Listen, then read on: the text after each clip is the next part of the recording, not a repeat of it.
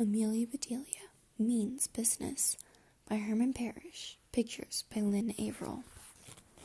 Chapter 10. Cheaper by the half dozen. When Amelia Bedelia walked into Pete's diner, people turned to look at her. I'm embarrassed, she thought. I hope they weren't here when I stepped on that piece of pie. Then she heard whispering, "That's her." Her? Are you sure? Sure, I'm sure. It's the little lemonade lady. Amelia Bedelia began to blush. She was so happy to finally see Doris. Doris gave her a huge hug. "Hi, Amelia Bedelia," she said. "We saw you on TV. You're a big star now." Amelia Bedelia was still blushing and had started to explain what had really happened when Pete came out of the kitchen. "Look who's here," he said. "Step on any pies lately, or did you come back to cake our coconut cake?" Amelia Bedelia sat on the stool at the counter. "I came to apologize," she said. "You gave me my first job, but I didn't do a very good job at it." Pete took a plate of hot French fries from a passing waiter and set it down in front of her. "Oh, yummy," said Amelia Bedelia, "but I don't have enough money to." "Relax," said Pete. "It's on the house." "Whose house?" she asked. "On your house?" "Never mind," he said. "They're on the counter, and they're on me. They're free." "Thanks," said Amelia Bedelia, and she put her lunchbox next to the plate of fries and dug in. "What's that for?" asked Pete. "Did you bring your own lunch?" "No," said Amelia Bedelia. "I have a present for you and Doris." She opened her lunchbox and took out her last 2 lemon tarts. Pete took one look at the tarts and declared, "Time for a coffee break." He poured 2 cups of coffee while Doris put the tarts on plates and got 2 forks. "Wow, they look terrific," said Doris. "They taste even better," said Pete. "Do you really like them?" asked Amelia Bedelia. "You bake such delicious brownies. They're famous." "Ha," said Pete. "A great lemon tart takes a lot of skill. My brownies are a dime a dozen." "A dime for a dozen?" said Amelia Bedelia. "That's a good deal." She dug deep down in her pocket, pulled out a nickel. Skipped a page. And put it on the counter. "I'll take 6 brownies to go." Doris chuckled. "Coming right up, hun," she said. "You're a better businessman than Pete." "Keep your money, Amelia Bedelia," said Pete. "Just bring me 2 dozen of your little lemon tarts every day. I'll pay you 50 cents apiece." Doris did the math quickly in her head. "That's $12 a day," she said. "Do you think you can do it?" Amelia Bedelia thought it over for at least half a second. Then she gave Doris a thumbs up and Pete her firmest handshake ever. "You've got a deal." Amelia Bedelia headed for home. She felt great, and she had baking to do. She cut through the park pedaling as fast as she could. She sped up when she saw the policeman. Then she flew past Diana and the dogs. The dogs began to bark and pulled their leashes. Amelia Bedelia looked over her shoulder and waved at them. That was when she ran into Susan Scroggins. Literally. Both girls were thrown off their bikes. Both bikes crashed to the ground. Amelia Bedelia rolled across the grass and came to a stop at the edge of the flower bed. Suzanne skidded down the sidewalk. Amelia Bedelia dusted herself off, then went to see if Suzanne was okay. "Are you all right?" asked Amelia Bedelia. "I guess so," said Suzanne. She pointed at Amelia Bedelia's elbow. "You're bleeding." Amelia Bedelia pointed at Suzanne's knee. "So are you." "Why did you run into me?" Suzanne demanded. "Are you trying to wreck my bike?" "What do you mean?" asked Amelia Bedelia. "It was an accident." Amelia Bedelia remembered that Doris had tucked a napkin into the box of the brownies. "Here," she gave the napkin to Suzanne. "Wipe your knee." Suzanne looked in the box and said, "Ew, gross. What's that?" "They used to be 6 brownies from the Pete's diner," Amelia Bedelia said, laughing. "I must have landed on them when we crashed. They got smushed into one big chocolate pancake." Suzanne smiled. "That's a good thing. It looks like they broke your fall."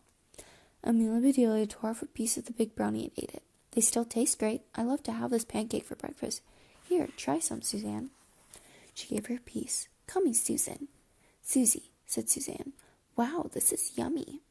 Suzanne said goodbye to Amelia Bedelia and got back on her bike. But when she tried to pedal away, the wheel made a scraping sound. "Uh-oh," said Amelia Bedelia. "No problem," said Suzanne. "The bike shop where we get it is right by the park entrance. Do you want to come with me and see if they can fix it?" Amelia Bedelia and Suzanne walked their bikes over to the bike shop. It was called the Spokespeople. While the owner of the shop, whose name was Marcus Smith, repaired the wheel, they wandered among the rows of bikes for sale. Above her, hanging from the ceiling, Amelia Bedelia saw a beautiful bike. It was just like Suzanne's, but it was red. "One day, that will be my bike," she vowed. "If either of you ladies wants to get a new bike," Marcus said, "here's your chance." He tapped a poster on the wall behind him. It read, "Annual Downtown Celebration and Bike Parade. First prize, the bike of your dreams." "Listen to this," said Suzanne as she read the poster. "Decorate your bike for the parade. This year's theme is individuality. The winner can select the bike of her dreams from the Spokespeople." Amelia Bedelia was excited but wary. So far, science had given her nothing but problems. Maybe this poster could change her luck. She did have one question. "What kind of decorations can we put on our bikes?" Marcus shrugged. "Good question," he said. "Since the theme is individuality, I guess you can do whatever you want. If I were you, I'd use plenty of imagination and be as original as you can." He spun the wheels on Suzanne's bike. They turned smoothly. "All done," said Marcus, "and it's on the house." "Whose house?" said Amelia Bedelia. "Your house or Pete's?" "Huh?" Marcus asked. "Thanks," yelled Suzanne as she and Amelia rode off together. "Good luck, ladies," called Marcus. Chapter 11. Dream Bike Nightmares. As she rode home, Amelia Bedelia got more and more excited about the contest. She told her mom and dad all about it. "When I win," she said, "I'll get a free bike and you won't have to pay for half." "That's nice, honey," said her mom. "We'll add the money we would have given you to your college fund instead. We're so proud of you. You're doing a great job trying to earn your half." In her excitement, Amelia Bedelia had forgotten all about baking tarts for Pete. "Hey, I got a job," she announced. "Pete liked my tarts so much that he wants me to bake 2 dozen a day. He'll sell them at the diner." "Congratulations," said her mom. "Lots of people go to Pete's. Did you know that the mayor eats at the diner every day? If he likes your tarts, your business could be a big hit. The advertising is by word of mouth." "Mom's right," said Amelia Bedelia's father. "You know, winning a contest is a long shot." "Dad, I'm decorating a bike," said Amelia Bedelia, "not playing basketball." "Hey," said her dad, "I have an idea. Why don't you decorate your bike like a giant lemon tart? You'll attract more customers and make more money. Then you can buy your bike. That's a sure thing." "You sure that's sure?" said Amelia Bedelia. She turned to her mom. "What do you think?" "That's a tough one," said her mother. "I can see Dad's point of view, but I also see that you want to try and win the contest." Amelia Bedelia's mother smiled. "That means there's only one way to settle this. Get ready, you two." She took out a quarter out of her purse and flipped it high into the air. "Tails!" shouted Amelia Bedelia. "Heads!" called Amelia Bedelia's father. Heads it was, so Amelia Bedelia took her dad's advice. She worked on her bike right up to the morning of the parade.